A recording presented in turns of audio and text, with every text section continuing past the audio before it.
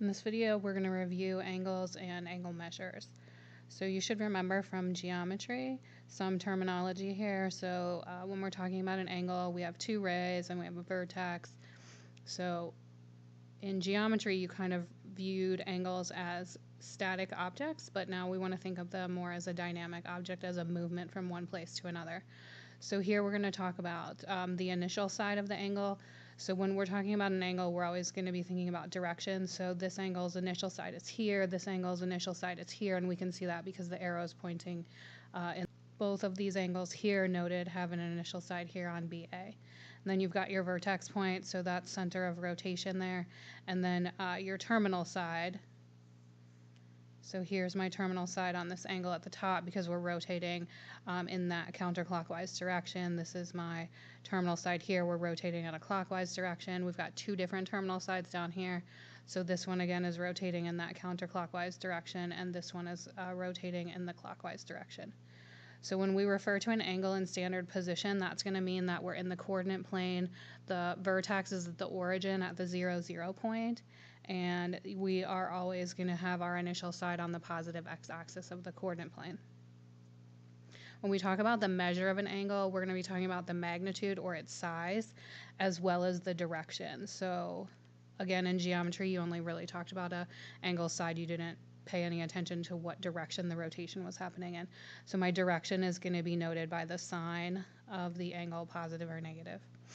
So when we're doing a counterclockwise rotation, that's going to be a positive rotation. And when we're talking about a clockwise rotation, then that's going to be a negative rotation. So up here, this would be counterclockwise. So this would be a positive rotation. Here I'm moving in a clockwise direction, so this would be a negative rotation. Here the angle noted by the red arrows is going to be a positive rotation, and the one noted by the green is going to be a negative rotation. We're going to use two different units for our angle measures, degrees, which you should be familiar with from geometry, and radians, which you should have introduced in Algebra 2. So remember, in a circle, an entire rotation in a circle is 360 degrees. An entire rotation in radians is 2 pi. So remembering a whole circle will help you with lots of different calculations. So if you remember from Algebra 2, you had the 16-point circle, and you should have learned the 16 points around that circle in both radians and degrees.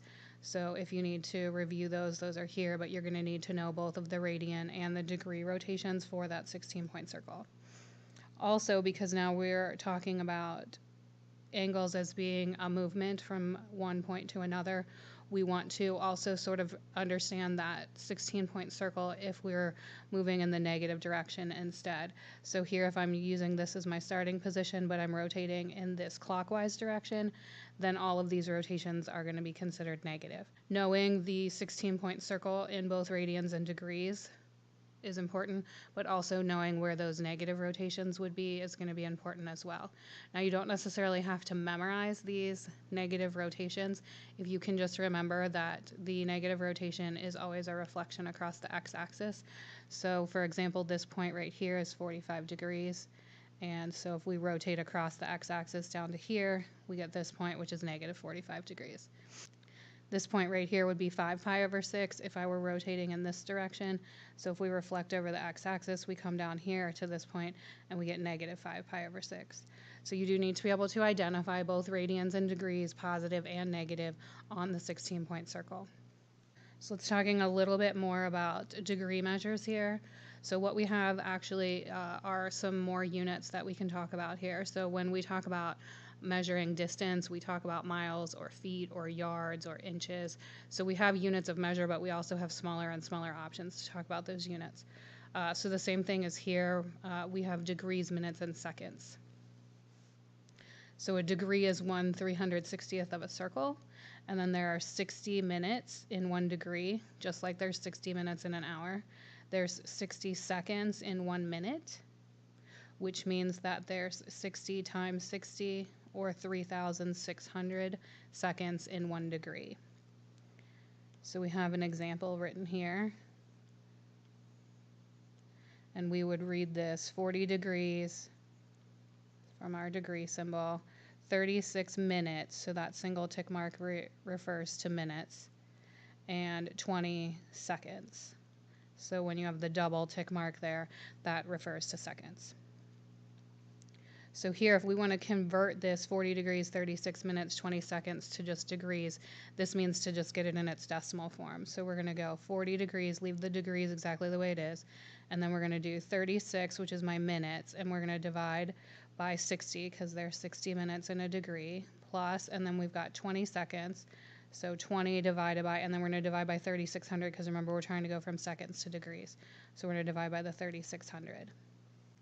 So just typing that into your calculator, you can see that we get this is 40.61 degrees. So just rounding to 2 decimal places. So similarly over here, we're going to go backwards from this. So we've got 50.425 degrees, and we want to convert that to degrees, minutes, seconds. So obviously we've got 50 degrees, so that's simple enough. So 50 degrees, we're going to leave that. And then we've got 0.425 degrees. So we're going to take 0.425 degrees, and we're going to multiply that by 60, and this will tell us our minutes because there's 60 minutes in a degree. So this gives us 25.5, which means we have 25 whole minutes. So now I'm going to go, this is 25 minutes. And then again, we're going to take this decimal part. So I'm going to take the 0.5. So I have 0.5 minutes, and I want to get to seconds here. So I'm going to multiply by 60 again because there's 60 seconds in a minute. And obviously that's going to give me 30. So then this is 30 seconds. So then this would be 50 degrees, 25 minutes, 30 seconds. There are some options in your calculator that you can use to help you with the degrees, minutes, and seconds. So in your calculator, you have an angle menu, which is second apps button, and then it gives you this angle menu. So you have your degree symbol, your minute symbol. This is for radians. This is convert to degrees, minutes, seconds. And then these last options down here are for polar and rectangular coordinates, which we'll talk about in a couple of chapters. In order to get the second symbol, we use like the quotation mark, and to get that, we're going to use alpha plus sign. So instead of doing this example like we did before, where we went 100 degrees plus 15 over 60 plus 12 over 3,600, that will get us your answer.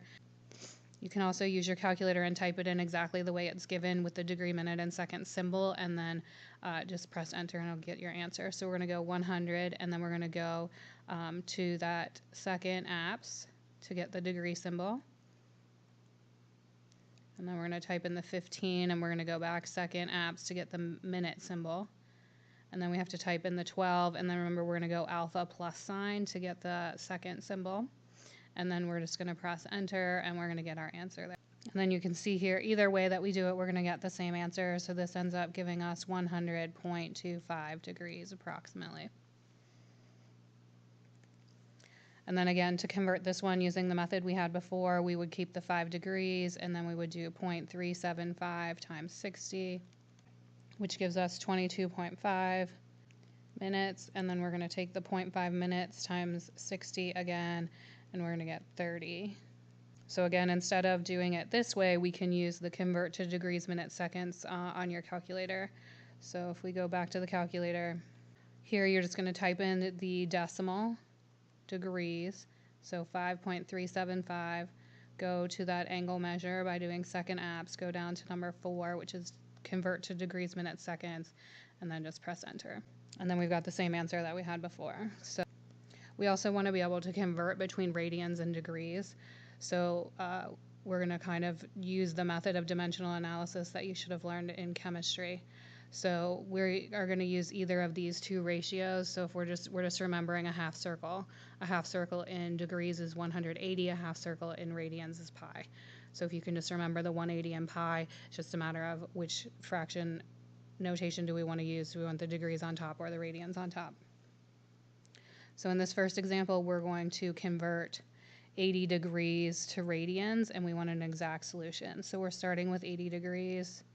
So remember, in a dimensional analysis, we want to be able to cancel our units. So I want degrees on the bottoms, and then I want the radians on top, because that's what I'm converting to. So if we can just remember, a half circle in radians is pi, and a half circle in degrees is 180 degrees.